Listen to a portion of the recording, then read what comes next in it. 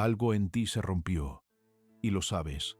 No hace falta que lo digas en voz alta, no hace falta que lo expliques, porque ese tipo de ruptura no necesita palabras para existir. Vive en el cuerpo, en esa tensión que sientes en el pecho cuando te despiertas por la mañana y durante un segundo, solo un segundo, olvidas lo que pasó. Y luego lo recuerdas y el peso vuelve. Y te preguntas, quizás por primera vez con verdadera honestidad, si vas a poder seguir adelante.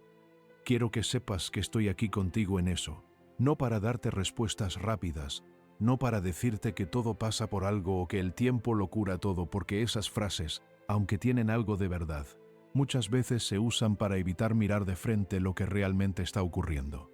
Y lo que está ocurriendo dentro de ti, en este momento, merece algo más que un consuelo barato. Lo que quiero explorar contigo hoy es algo que Carl Jung pasó toda su vida investigando y que yo he observado una y otra vez en personas que han atravesado lo que tú estás atravesando ahora mismo. Y es esto: cuando todo se derrumba, cuando la vida tal como la conocías deja de existir, no estás simplemente perdiendo algo, estás siendo convocado hacia algo más profundo, más real, más tuyo. Pero ese camino no es suave, no es lineal, y nadie puede recorrerlo por ti. Permíteme empezar con una observación que puede sonar extraña al principio. La mayoría de las personas no saben quiénes son realmente. No lo digo como crítica, lo digo como una constatación psicológica que Jung formuló con una claridad que todavía me asombra. Vivimos construyendo una imagen de nosotros mismos, una máscara, una forma de presentarnos al mundo que sea aceptable, que sea funcional, que nos proteja del rechazo y del dolor. Jung llamó a esto la persona, y no hay nada malo en tenerla. El problema surge cuando confundimos la máscara con el rostro, cuando creemos que esa imagen que proyectamos es todo lo que somos, y entonces llega el derrumbe. El derrumbe puede tener muchas formas. Puede ser el fin de una relación que lo era todo para ti. Puede ser la pérdida de un trabajo que definía tu identidad. Puede ser una traición, una enfermedad, una muerte, o simplemente ese momento en que te miras al espejo y no reconoces a la persona que te devuelve la mirada. Puede ser gradual, como una erosión lenta que de repente se convierte en un desmoronamiento total. O puede ser repentino, como un suelo que cede bajo tus pies sin previo aviso. Pero en todos los casos, lo que se derrumba no es tu vida entera. Lo que se derrumba es la versión de ti mismo que ya no puede sostenerse. Y eso, aunque duela de una manera que parece insoportable, es el inicio de algo que Jung consideraba el proceso más importante que un ser humano puede atravesar. Lo llamó individuación. Déjame contarte algo que viví hace algunos años, observando a una persona que conocí durante un periodo de trabajo que realizaba en un pequeño grupo de reflexión psicológica. No voy a usar su nombre real. La llamaré Elena. Elena tenía 42 años cuando llegó a ese grupo. Era una mujer inteligente, articulada, con una carrera profesional sólida y una familia que desde fuera parecía perfecta. Pero había algo en sus ojos que me llamó la atención desde el primer momento. Una especie de fatiga que no tenía que ver con el sueño. Era la fatiga de alguien que ha estado interpretando un papel durante demasiado tiempo. Elena había construido su vida entera alrededor de ser la persona que todos necesitaban. La hija responsable, la esposa perfecta, la madre presente, la profesional eficiente, y lo había hecho con una dedicación genuina, no por hipocresía, sino porque en algún momento de su infancia había aprendido que ese era el precio del amor, que para ser amada tenía que ser útil, que para pertenecer tenía que desaparecer. Y entonces, un día, su marido le dijo que se había enamorado de otra persona, y el mundo de Elena se detuvo. Lo que me contó semanas después, cuando ya podía hablar de ello sin que la voz se le quebrara completamente, fue esto: lo más aterrador no había sido el dolor, lo más aterrador había sido darse cuenta de que, debajo de todo lo que había construido, no sabía quién era, no sabía qué le gustaba realmente, no sabía qué quería, no sabía, en el sentido más profundo de la palabra, qué era ella. Y eso, me dijo, era más oscuro que la traición misma. Quiero detenerme aquí un momento porque lo que Elena describió es algo que Jung entendía como el encuentro con la sombra. no la sombra en el sentido de algo maligno o terrible, sino la sombra como todo aquello que hemos rechazado, reprimido o ignorado de nosotros mismos para poder funcionar en el mundo. Todo lo que no encajaba en la imagen que construimos, todo lo que guardamos en ese sótano interno porque era demasiado complicado, demasiado vulnerable, demasiado inconveniente. Cuando la vida se derrumba, ese sótano se abre. Y lo que sale de ahí puede asustarnos profundamente, porque no estamos acostumbrados a mirarlo. Pero Jung decía algo que encuentro extraordinariamente liberador. No podemos integrar lo que no estamos dispuestos a ver, y mientras no integremos nuestra sombra, seguiremos siendo mitad de nosotros mismos. Seguiremos repitiendo los mismos patrones, atrayendo las mismas situaciones, sintiéndonos incompletos sin saber exactamente por qué. Entonces, ¿qué significa empezar de nuevo cuando todo se derrumba? No significa construir otra versión del mismo edificio que acaba de caer. Significa algo mucho más radical y mucho más hermoso. Significa descender. Significa bajar a ese sótano con una linterna y mirar lo que hay allí, no para destruirlo, no para huir de ello, sino para conocerlo, para reconocerlo como parte de ti. Y sé que eso suena abstracto, así que voy a intentar hacerlo concreto. Piensa en algún patrón de tu vida que se repite, una relación que termina siempre de la misma manera, una forma de reaccionar ante el conflicto que sabes que no te ayuda, pero que parece automática, una tendencia a elegir personas que te necesitan demasiado, o personas que están emocionalmente inaccesibles, o situaciones que te ponen en el lugar del rescatador o del rescatador.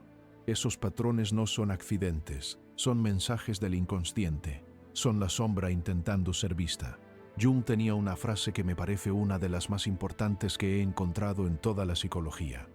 Lo que no se hace consciente, se manifiesta en la vida como destino. Léela otra vez, porque merece ser leída despacio.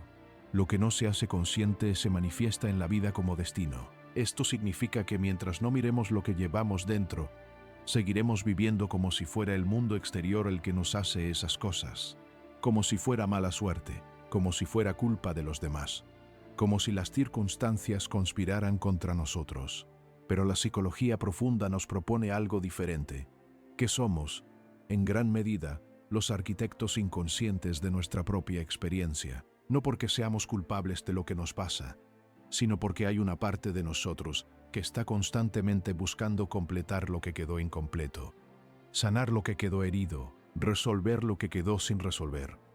Y eso, en muchas ocasiones, lo hace de maneras que desde fuera parecen autodestructivas, pero desde dentro, desde la lógica del inconsciente, tienen un propósito. Permíteme explorar esto con un ejemplo diferente. Conocí a un hombre, lo llamaré Marcos, que tenía una historia de relaciones amorosas que seguían siempre el mismo arco. Empezaban con una intensidad enorme, una conexión que él describía como nunca antes sentida, una sensación de haber encontrado finalmente a alguien que lo entendía de verdad. Y luego, inevitablemente, en algún punto entre los 6 meses y los 2 años, la relación comenzaba a deteriorarse. La otra persona empezaba a parecerle distante, fría, poco comprometida. Y Marcos se esforzaba más, se hacía más disponible, intentaba compensar con más atención, más gestos, más presencia, hasta que la relación terminaba y él quedaba devastado, convencido de que había fallado, de que no era suficiente, de que algo en él ahuyentaba a las personas. Cuando empezamos a explorar su historia, lo que encontramos fue esto.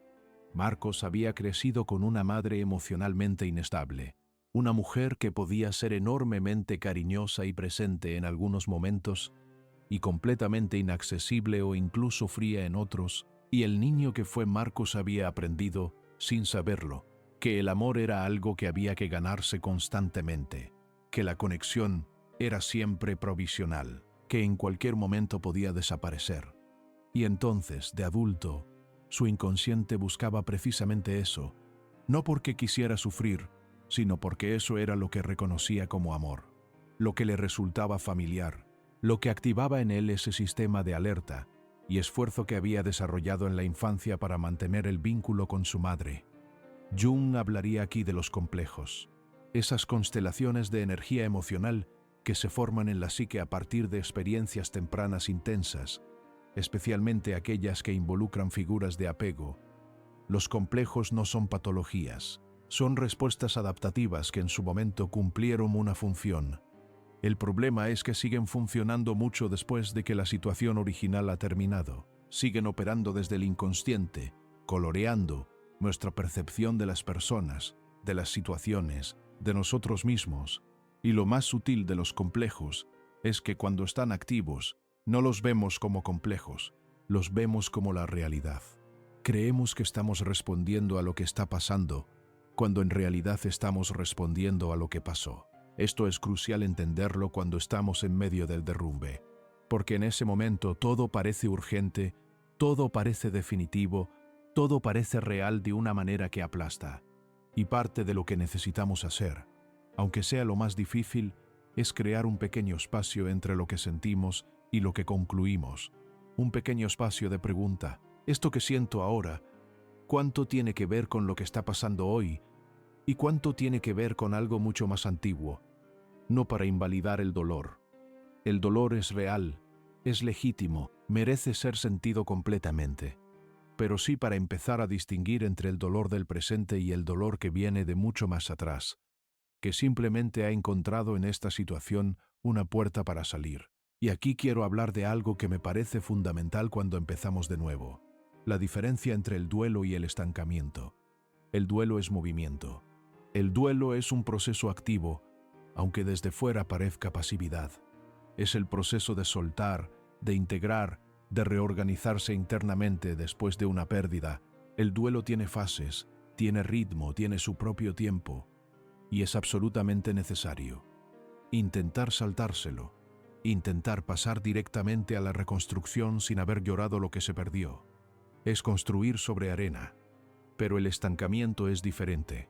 El estancamiento es cuando el duelo se congela, cuando nos quedamos dando vueltas alrededor del mismo dolor, alimentándolo con los mismos pensamientos, revisando la misma historia una y otra vez, sin que nada se mueva realmente. Y la diferencia entre los dos no siempre es fácil de ver desde dentro, porque ambos duelen. Pero hay una pregunta que puede ayudar.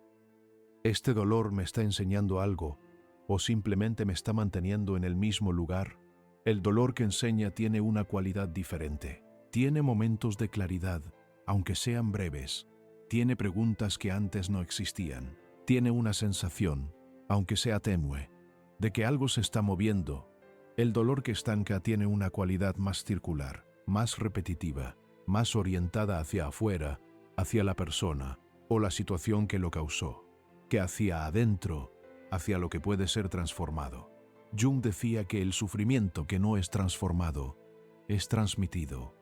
Y lo que quería decir con eso es que el dolor que no procesamos, que no integramos, que no convertimos en comprensión y crecimiento, lo pasamos. Lo pasamos a nuestras relaciones, a nuestros hijos, a las personas que amamos. Lo repetimos en diferentes formas, lo proyectamos en el mundo.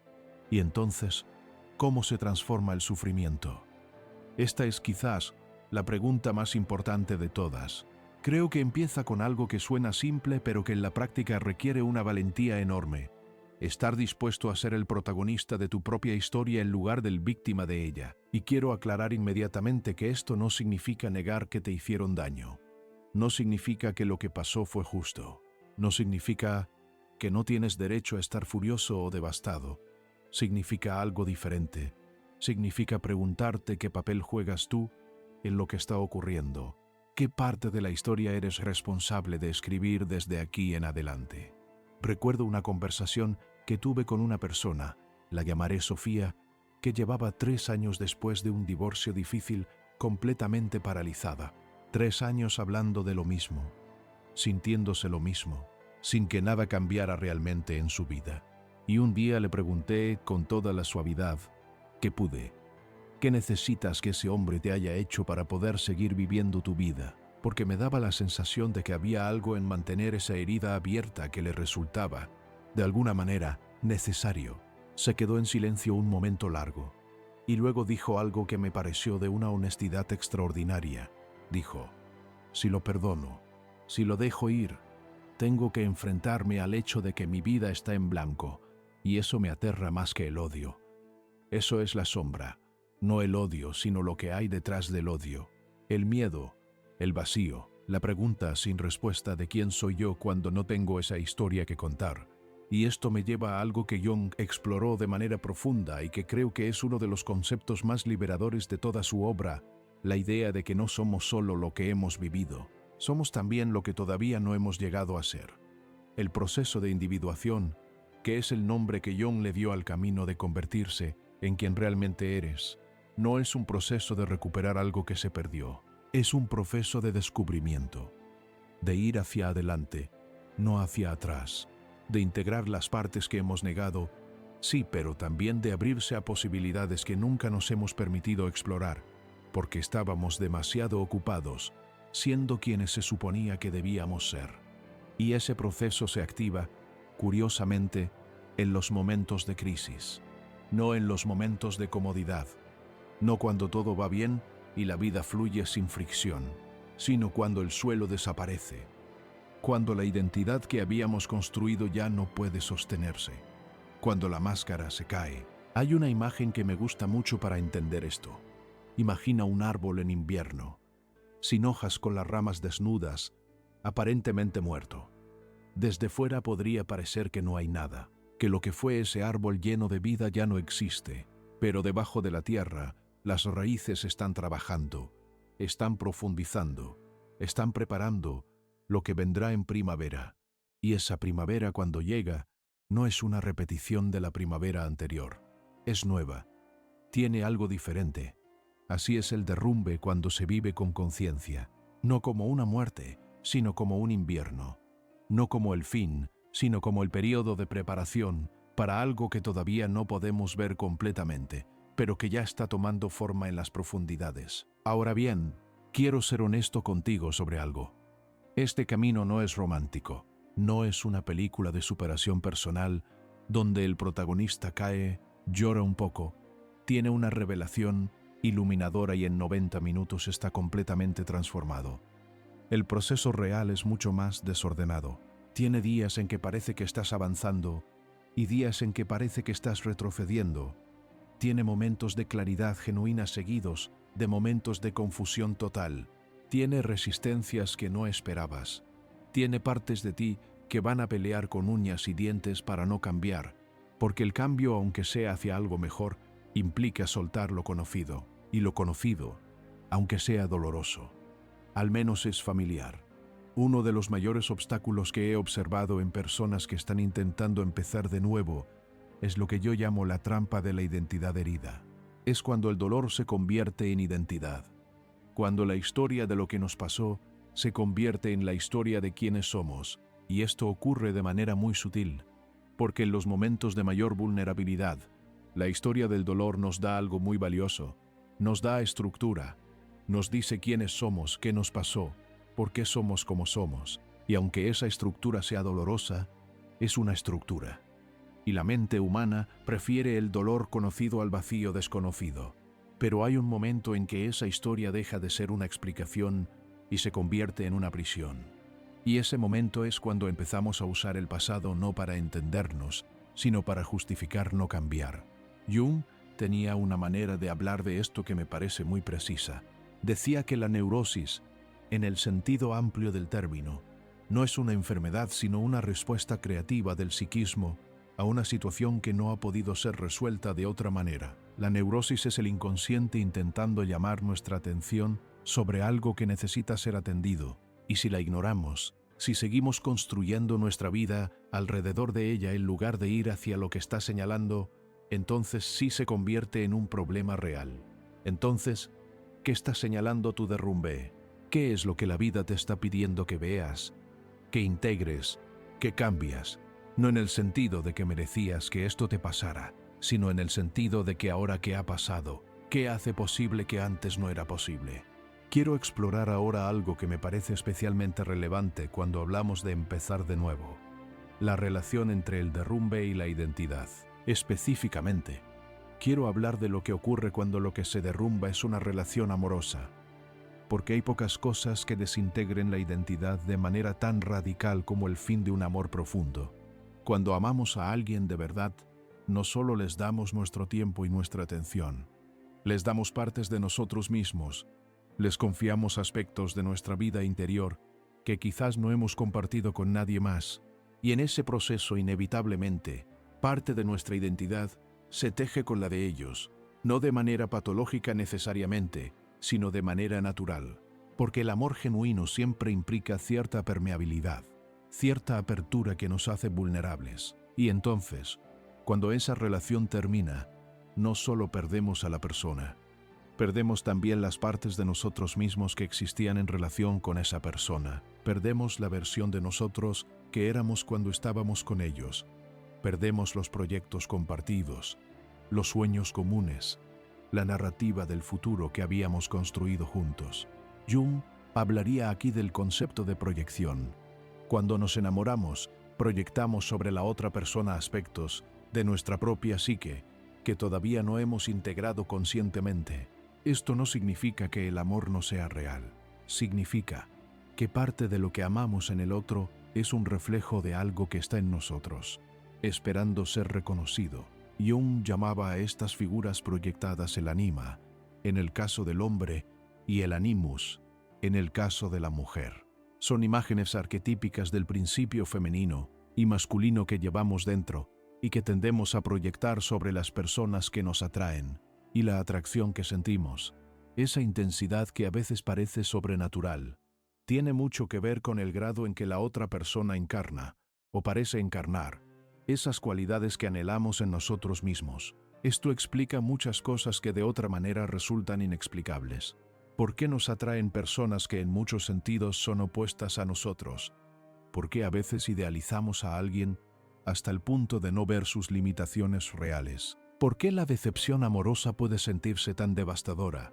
Porque no solo perdemos a la persona, sino también la proyección. Y con la proyección, perdemos temporalmente el acceso a esas partes de nosotros mismos que habíamos depositado en ella. Recuerdo a un joven, lo llamaré Andrés, que vino a hablar conmigo después de que la mujer de quien estaba enamorado decidió terminar la relación. Andrés describía a esta mujer con una devoción que me resultaba significativa. Decía que era la única persona que lo entendía de verdad, que con ella se sentía completo, que sin ella era como si le faltara algo esencial. Y le pregunté, ¿qué cualidades ves en ella que más admiras? Y fue enumerando cosas: su espontaneidad, su capacidad para vivir el momento, su creatividad, su manera de conectar con las personas sin miedo, su libertad emocional. Y luego le pregunté, ¿cuáles de esas cualidades sientes que te faltan a ti? Silencio, largo, y luego, todas, y ahí estaba. No estaba enamorado solo de ella. Estaba enamorado de una parte de sí mismo que todavía no había podido vivir. Y el trabajo que tenía por delante no era simplemente superar la pérdida de esa relación. Era preguntarse cómo podía él mismo desarrollar esas cualidades. Cómo podía ser más espontáneo. Cómo podía conectar con las personas sin tanto miedo. Cómo podía vivir con más libertad emocional. La ruptura, que desde fuera parecía solo una pérdida, era en realidad una invitación a reclamar lo que había proyectado, a integrar esas cualidades en lugar de buscarlas eternamente en otra persona. Y esto es algo que quiero subrayar porque me parece de una importancia enorme. Las relaciones que más nos duelen son, con frecuencia, las que más tienen que enseñarnos, no porque el dolor sea una señal de que la relación era buena o mala, sino porque la intensidad de la proyección es proporcional a la intensidad de la necesidad de integración. Dicho de otra manera, cuanto más nos duele perder a alguien, más probable es que hayamos depositado en esa persona algo que en realidad nos pertenece a nosotros, algo que necesitamos recuperar, no de ellos, sino de nosotros mismos. Ahora quiero hablar de algo que creo que es uno de los aspectos más malentendidos del proceso de empezar de nuevo, y es la cuestión del amor propio, porque se habla mucho de amor propio en nuestra cultura, pero con frecuencia de una manera que lo reduce a algo superficial, a cuidarse físicamente, a darse gustos, a poner límites de manera mecánica. Y aunque esas cosas tienen su lugar, el amor propio en el sentido profundo que estoy explorando aquí es algo completamente diferente. El amor propio genuino, en términos junguianos, Es la capacidad de relacionarte contigo mismo con la misma compasión, la misma curiosidad y la misma honestidad con que te relacionarías con alguien a quien amas profundamente. No es autocomplacencia, no es narcisismo, es la disposición a ver todas las partes de ti, incluidas las más oscuras, las más vergonzosas, las más asustadas, y decirles: eres parte de mí.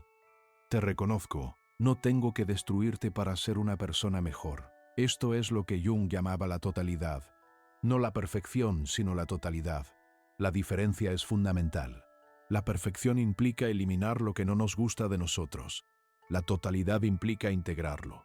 Y aquí es donde quiero hablar de algo que me parece especialmente relevante para quienes están en medio de un derrumbe: la relación entre la herida y el don. Hay una idea que Jung desarrolló a través del concepto del médico herido y que yo encuentro profundamente verdadera en la experiencia humana: que nuestras heridas más profundas, cuando son integradas, se convierten en nuestra mayor fuente de comprensión, de empatía y de capacidad para ayudar a otros, no a pesar del dolor, sino a través de él. No negando la herida, sino transformándola. Piensa en las personas que más te han ayudado en tu vida, las que realmente te han llegado, las que han dicho algo que te ha tocado en el lugar exacto donde necesitabas ser tocado. ¿No es cierto que con frecuencia son personas que han pasado por algo similar a lo que tú estás viviendo, que hay en ellas una comprensión que no viene de los libros, sino de la experiencia directa del dolor y de la transformación? Eso no es casualidad, es la herida integrada hablando, es la sombra convertida en luz, no porque el dolor haya desaparecido, sino porque ha sido comprendido, metabolizado, convertido en algo que puede darse. Pero para llegar ahí, primero hay que estar dispuesto a bajar. Y bajar significa diferentes cosas para diferentes personas. Para algunos significa llorar de verdad, sin contener, sin controlar, sin pedir disculpas por ello. Para otros significa sentarse con el silencio y dejar que las preguntas emerjan, sin intentar responderlas de inmediato. Para otros significa escribir, o moverse, o hablar con alguien de confianza. Pero en todos los casos significa lo mismo en el fondo: dejar de huir de lo que está dentro. Porque una de las cosas que más me ha llamado la atención en mi observación de personas en proceso de transformación es cuánta energía se gasta en evitar sentir, en mantenerse ocupado, en distraerse, en anestesiarse con lo que sea: trabajo, relaciones superficiales, pantallas, alcohol, lo que sea que funcione como escudo entre uno mismo y lo que está esperando ser sentido. Y esa energía que se gasta en la evitación es exactamente la energía que necesitamos para el proceso de transformación. Jung tenía una imagen para esto que me gusta mucho. Hablaba de la energía psíquica, a la que llamaba libido, no en el sentido estrictamente sexual que le dio Freud, sino en el sentido más amplio de energía vital. Y decía que cuando esa energía no puede fluir en la dirección natural, cuando está bloqueada o reprimida, no desaparece, se acumula. Y esa acumulación es lo que eventualmente produce síntomas: depresión, ansiedad, enfermedades físicas, conflictos relacionales. El inconsciente tiene muchas maneras de llamar nuestra atención cuando la mente consciente se niega a escuchar. El derrumbe, entonces, puede entenderse también como una descarga de esa energía acumulada, como el momento en que la presión llega a un punto en que ya no puede ser contenida. Y aunque eso sea doloroso, también es una oportunidad, porque la energía que se libera puede ser redirigida, puede convertirse en el combustible del proceso de individuación. Quiero hablar ahora de algo que me parece especialmente importante para quienes están pensando en cómo reconstruirse: la diferencia entre reconstruir desde el miedo y construir desde el deseo. Cuando venimos de un derrumbe, el primer impulso muchas veces es reconstruir lo más rápido posible, volver a tener pareja, volver a tener una vida que parezca normal desde fuera, y ese impulso es comprensible, porque la inestabilidad duele, el vacío asusta, la incertidumbre es agotadora. Pero si reconstruimos desde el miedo, si tomamos decisiones motivadas principalmente por el deseo de aliviar la ansiedad, de llenar el vacío, de recuperar la estabilidad perdida, entonces, con mucha frecuencia acabamos construyendo una versión ligeramente modificio que acaba de caer. Elegimos relaciones que se parecen a las anteriores porque nos resultan familiares. Nos metemos en proyectos que nos dan seguridad, pero no nos nutren. Volvemos a ponernos la misma máscara que teníamos antes, quizás con algunos retoques. Y no hay juicio en eso. Es humano, es comprensible. Pero si estamos dispuestos a algo más, si estamos dispuestos a tolerar un poco más de incertidumbre, un poco más de tiempo en ese espacio intermedio que los antropólogos llaman el umbral, entonces algo diferente puede emerger. El umbral es ese espacio entre lo que fue y lo que todavía no es, entre la identidad que se perdió y la que todavía no ha tomado forma, y es un espacio incómodo, porque la mente humana no está diseñada para la ambigüedad. Quiere saber quién es, quiere tener un relato coherente de sí misma, quiere saber hacia dónde va, pero Jung decía que es precisamente en ese espacio de no saber dónde ocurre la transformación real, que si nos apresuramos a llenarlo, si corremos hacia la primera respuesta disponible para aliviar la incomodidad, nos perdemos lo que estaba intentando nacer en ese silencio. Hay una imagen que me viene a la mente cuando pienso en esto, la imagen de una oruga dentro del capullo. Si pudiéramos abrir ese capullo en la mitad del proceso, lo que encontraríamos no sería una mariposa a medio hacer, lo que encontraríamos es una masa casi líquida, un estado de desintegración total, donde la estructura anterior se ha disuelto, pero la nueva todavía no ha tomado forma. Es un estado de caos creativo, y si interrumpimos ese proceso, si intentamos que la oruga vuelva a ser oruga porque el caos nos asusta, la mariposa nunca llega a existir. Puedes tolerar ser esa masa líquida por un tiempo. Puedes confiar en que el caos que sientes ahora no es el fin del proceso, sino el corazón del proceso. Sé que eso es fácil de decir y enormemente difícil de vivir, pero creo que es importante nombrarlo, porque muchas personas en medio del derrumbe creen que lo que sienten, esa sensación de no saber quiénes son, esa pérdida de claridad sobre lo que quieren y hacia dónde van, es una señal de que algo está mal. Y yo les propongo que consideren la posibilidad de que sea exactamente la señal contraria, que sea la señal de que algo está bien, de que el proceso está ocurriendo, de que la transformación está en marcha. Ahora quiero hablar de las relaciones durante el proceso de reconstrucción, porque una de las preguntas que más escucho, de una manera u otra, es: ¿cómo sé si estoy listo para amar de nuevo? ¿Cómo sé si lo que siento es amor genuino o solo necesidad disfrazada de amor? Esta es una de las preguntas más importantes que puedes hacerte. Y no tiene una respuesta simple, pero hay algunas señales que me parecen orientadoras. El amor desde la necesidad tiene una cualidad de urgencia. Necesita ser correspondido de inmediato. No puede tolerar la ambigüedad. Busca en el otro una completud que no encuentra en sí mismo. Tiene miedo de la distancia y del silencio. Confunde la intensidad con la profundidad. Se aferra porque teme el vacío que habría sin esa persona. El amor desde la plenitud, el amor que Jung consideraba el más maduro y el más genuino, tiene una cualidad diferente. Es expansivo en lugar de contractivo. Quiere el bien del otro incluso cuando ese bien no incluye al que ama. Puede tolerar la distancia sin deshacerse. No necesita poseer, no necesita controlar. Puede existir con incertidumbre porque su centro de gravedad no está en el otro sino en sí mismo. Y lo que es importante entender es que nadie llega al amor desde la plenitud de la noche a la mañana. No es un estado que se alcanza una vez y se mantiene para siempre. Es una orientación, un proceso continuo. Y parte de ese proceso es precisamente el tipo de trabajo que estamos explorando aquí. El trabajo de conocerse a uno mismo, de integrar la sombra, de recuperar las proyecciones, de desarrollar una relación más honesta y compasiva con la propia vida interior. Recuerdo a Elena, la mujer de quien hablé antes.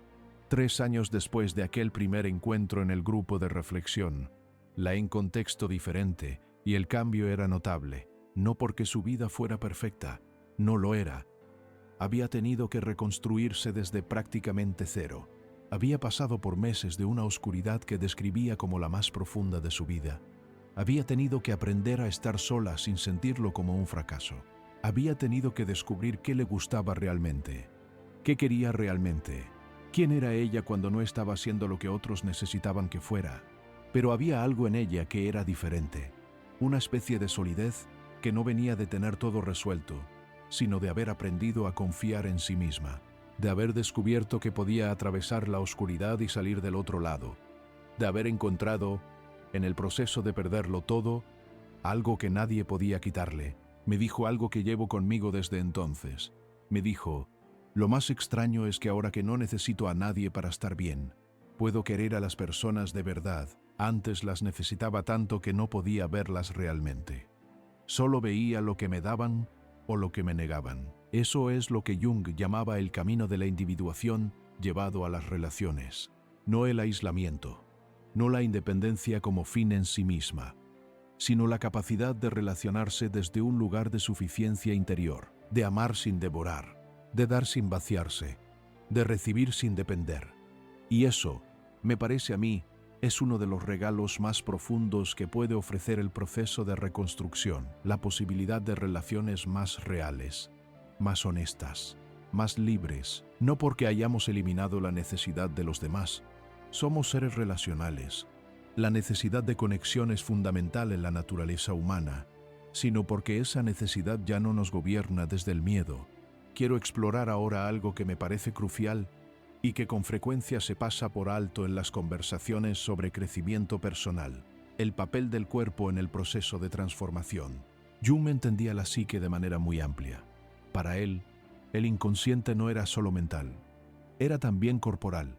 Las emociones no viven solo en la mente, viven en el cuerpo. La ansiedad se manifiesta en el pecho, en el estómago, en la respiración. El dolor se instala en los hombros, en la mandíbula, en la espalda. La tristeza pesa literalmente, el miedo contrae. Y cuando estamos en medio de un derrumbe, el cuerpo sabe cosas que la mente todavía no puede articular.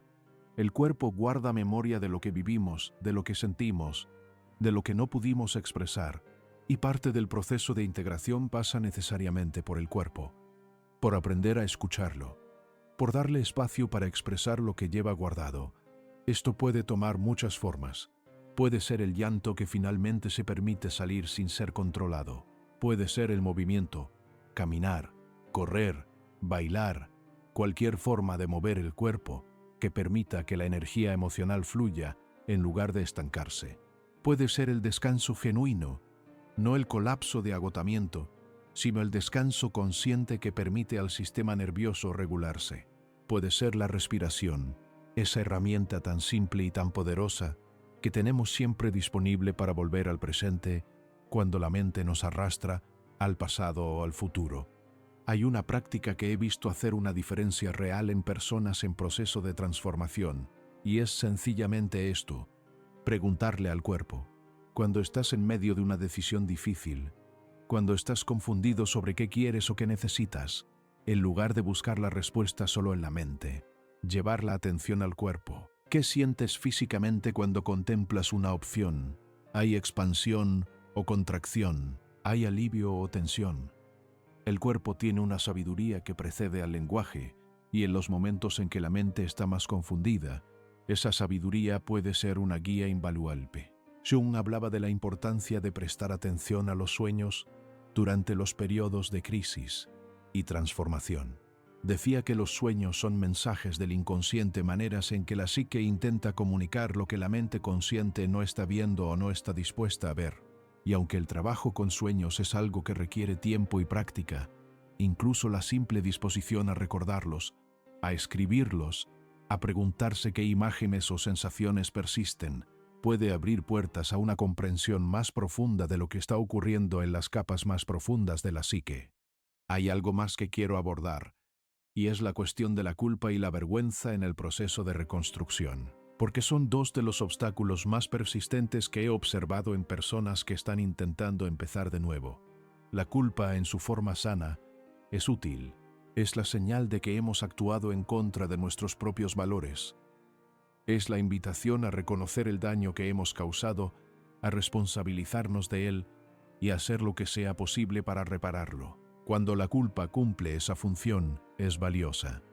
Nos hace más íntegros, pero hay una culpa que va más allá de eso. Una culpa que no tiene que ver con lo que hicimos, sino con lo que somos. Una culpa que dice: no es que me equivoqué, es que soy un error. No es que fallé, es que soy un fracaso. Y esa culpa no es útil. Esa culpa es la sombra hablando, pero desde un lugar de identificación total, en lugar de desde un lugar de observación. La vergüenza es aún más profunda y más paralizante. La vergüenza dice: hay algo fundamentalmente defectuoso en mí que si los demás lo vieran, me rechazarían. La vergüenza nos hace escondernos, nos hace construir muros más gruesos, máscaras más elaboradas, historias más convincentes sobre quiénes somos. Porque si nadie puede ver lo que realmente hay dentro, nadie puede rechazarlo. Y aquí es donde Jung ofrece algo que me parece de una profundidad extraordinaria. La idea de que la integración de la sombra, ese proceso de reconocer y aceptar las partes de nosotros que hemos rechazado, es en realidad el antídoto más poderoso contra la vergüenza. No porque nos haga perfectos, sino porque nos hace completos. Porque cuando dejamos de luchar contra partes de nosotros mismos, cuando dejamos de gastar energía en mantener la ilusión de que somos solo lo que queremos ser, algo se libera, una energía enorme, una autenticidad que las personas a nuestro alrededor sienten, aunque no puedan nombrarla. He observado esto muchas veces, personas que se vuelven más magnéticas, más atractivas en el sentido profundo de la palabra, no cuando se vuelven más perfectas, sino cuando se vuelven más reales, cuando dejan de actuar y empiezan a ser, cuando su presencia tiene esa cualidad de alguien que no tiene nada que esconder, no porque no tenga sombra, sino porque ya no tiene miedo de ella.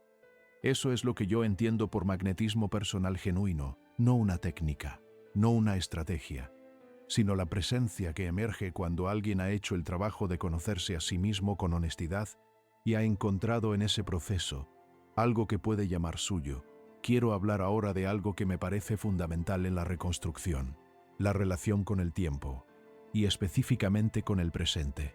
Una de las consecuencias más comunes del derrumbe es que la mente se convierte en una máquina del tiempo que nos lleva constantemente al pasado o al futuro.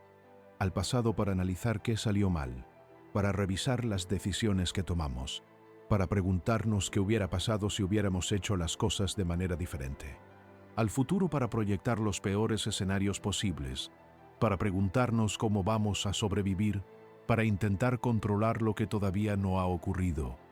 Y en ese movimiento constante entre pasado y futuro, el presente desaparece. Y el presente es el único lugar donde la vida realmente ocurre, el único lugar donde la transformación es posible, el único lugar donde podemos tomar decisiones, sentir, crear, conectar.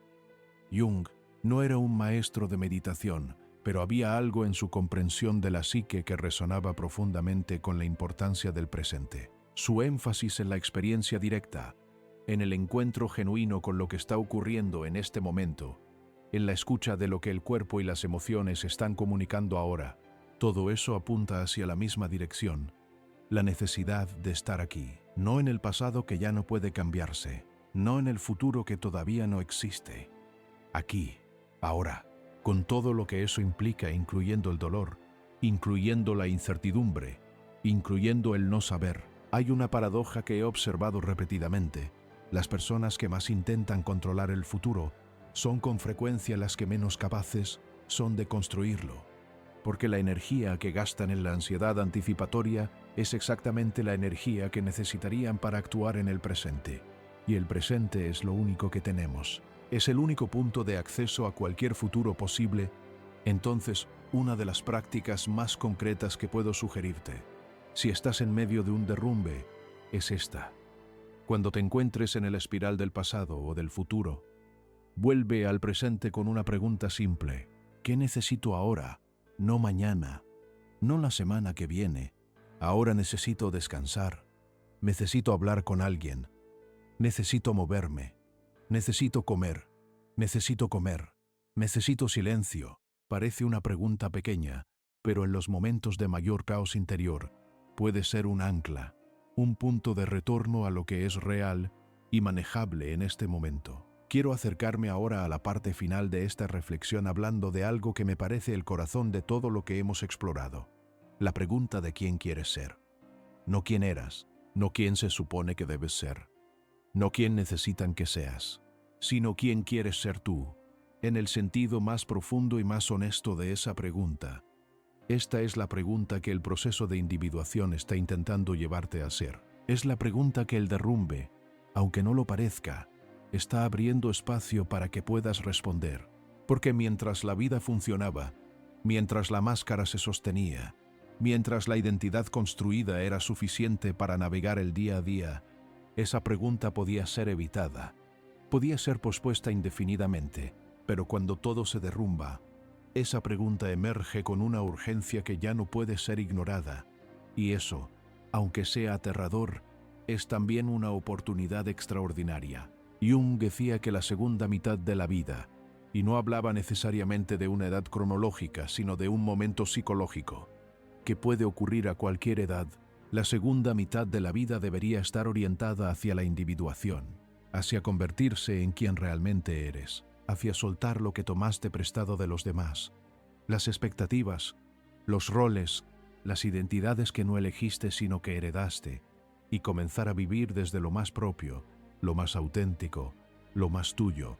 Y ese proceso, paradójicamente, no nos hace más egoístas, nos hace más capaces de contribuir, porque cuando vivimos desde nuestra verdad más profunda, cuando actuamos desde nuestros valores más genuinos, cuando nos relacionamos desde nuestra autenticidad en lugar de desde nuestra máscara, tenemos algo real que ofrecer, no una performance, sino una presencia, no un rol, sino una persona. Recuerdo a Marcos, el hombre del que hablé antes, unos años después de aquellas conversaciones. Había hecho un trabajo profundo consigo mismo. No había sido rápido ni fácil.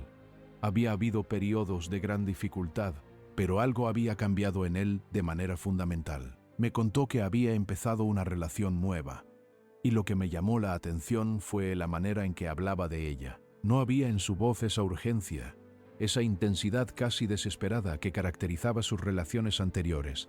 Había algo más tranquilo, más sólido. Me dijo: la quiero, pero no la necesito para estar bien, y eso hace que pueda quererla de verdad. Y luego añadió algo que me pareció profundamente sabio para alguien que había pasado por lo que había pasado.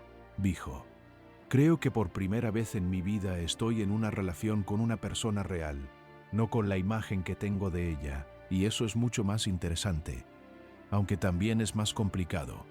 Eso es lo que la individuación hace posible en la relación perfecta, sino la relación perfecta, sino la relación real, no la persona idealizada, sino la persona que está ahí, con sus complejidades, sus contradicciones, sus propias sombras y sus propias luces. Y hay algo en esa realidad, en ese encuentro genuino entre dos personas que se ven de verdad, que es infinitamente más nutritivo que cualquier idealización. Porque la idealización eventualmente siempre se rompe. La realidad, cuando se acepta con amor, puede profundizarse indefinidamente.